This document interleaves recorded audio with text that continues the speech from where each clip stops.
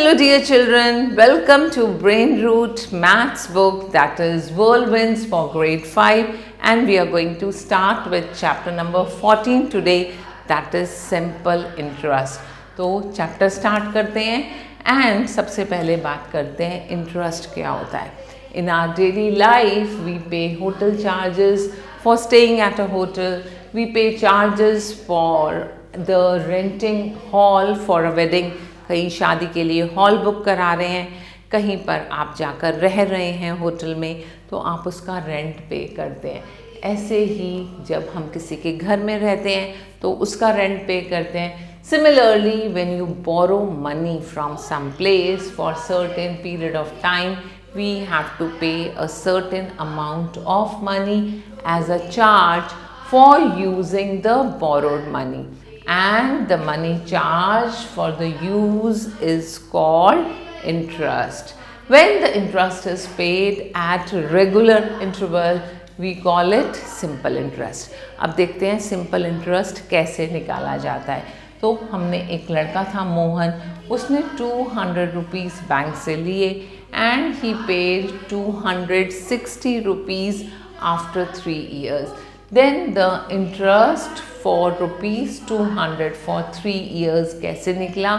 जो मनी उसने वापस की माइनस जो मनी उसने ली थी, that is 260 minus 200, and the amount 60 rupees is called the interest. Now the sum of money borrowed is called the principal. तो ये जो 200 rupees उसने लिए थे वो principal हो गए, and the sum of money paid including interest is called the amount. तो उसने वापस कितने किए? 260 rupees. तो ये 260 क्या हुआ? अमाउंट जो उसने लिया था, that is principal plus interest, and this becomes the total amount that is returned. And period जितने टाइम के लिए लिया था, that is called the time period. तो यहाँ पर 3 years टाइम पीरियड हो जाता है.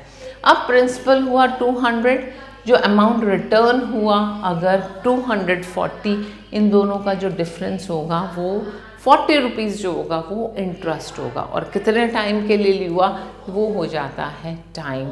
अब आपने फॉर्मूला याद रखना है. फर्स्ट फॉर्मूला इज अमाउंट क्या होता है? Principal plus interest, and interest क्या होगा? अमाउंट माइनस प्रिंसिपल, और प्रिंसिपल क्या होगा? Amount minus interest. This becomes the principal. So this way the concept is clear. अब हम सीखते हैं रेट ऑफ इंटरेस्ट क्या होता है. The rate of interest may be calculated in different ways. First method है per rupee per month. If the rate of interest is 1 paisa पर रुपी per month, the borrower will have to pay 1 paisa as an interest for the loan of rupees 1 for 1 month. He will return rupees 1.01 to the lender at the end of the month to clear his debt. और percent per month क्या होगा? If the rate of interest is 25 paisa percent per month, then the borrower will have to pay 25 paisa as an interest for the loan of rupees 100 for 1 month. He will return 100 plus 0.25, तो बना 100.25. ये amount बन गया जो वो return कर रहा है टू क्लियर हिज डेब्ट. अब आते हैं परसेंट पर एनम और पर ईयर. एनम का मतलब होता है एक साल में. So if the rate of interest is 12% per annum, the borrower will have to pay rupees 12 as interest for the loan of rupees 100 for 1 year. He will return 112 rupees to the lender at the end of 1 year to clear his debt. Usually the rate of interest is fixed in terms of percent per annum, and if the word per month or per annum is not mentioned in the rate of interest, it is assumed as the rate of interest is on per annum basis. Now after this हम सीखेंगे कि simple interest कैसे calculate किया जाता है। तो एक बहुत सिंपल सा फॉर्मूला है सिंपल इंटरेस्ट का। आपको जो प्रिंसिपल दिया है, आपको जो रेट ऑफ इंटरेस्ट दिया है और कितने टाइम के लिए आपने मनी को लिया है, उन तीनों को हम मल्टीप्लाई कर देंगे and we divided by 100. Make sure that the rate percent and time period must be in the same units of years.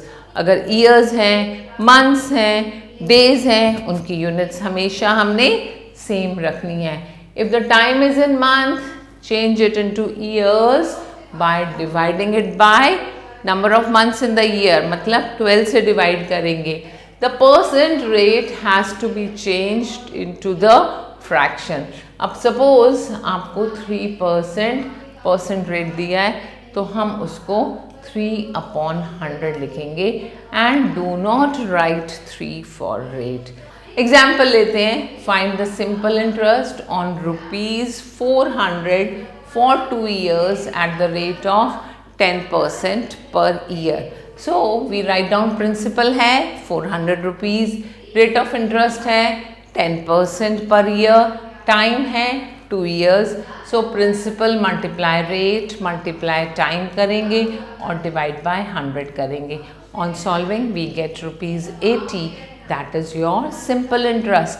Now next is find the simple interest on ₹400 for 1 year at the rate of 2% per month. Now in this question it is given 2% per month और एक साल में 12 महीने होते हैं, तो हम इसको पहले पर ईयर कन्वर्ट करेंगे. So what will you do? हमारा प्रिंसिपल हुआ 400, रेट पर मंथ हुआ 2% और हमारे 1 year में 12 months होते हैं.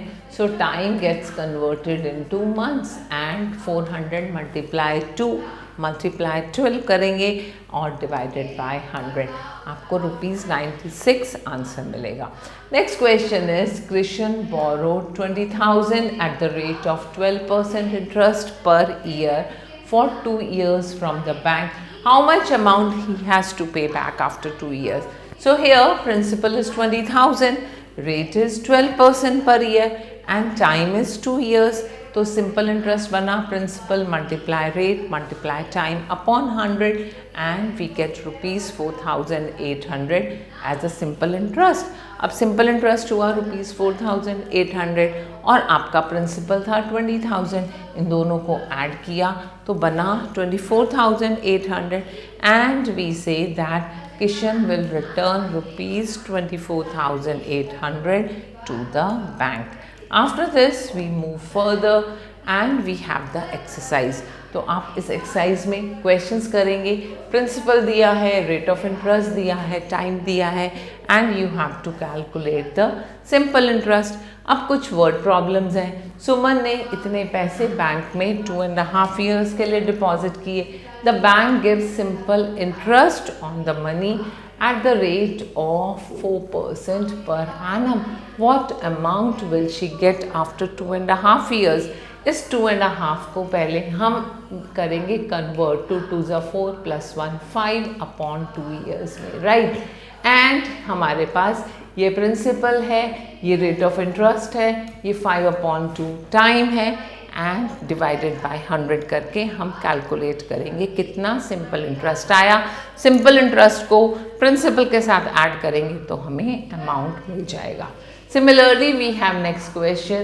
शिखा invest 10,000 in a company. वहाँ पर रेट ऑफ इंटरेस्ट था 6.5% per annum. उसको कितना अमाउंट मिलेगा 3.5 years के बाद.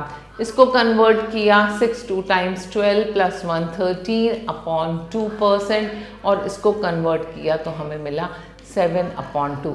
So we are going to write 10,000 multiply 13/2 multiply 7/2 and upon 100 and we will solve it. इसको कैंसिल किया 2 5 times is 10 and इसको simplify करके we will get the money she gets back. So all the questions will be done in the same pattern and you are going to try them yourself. Stay tuned. जल्दी मिलते हैं एक new chapter के साथ. Goodbye.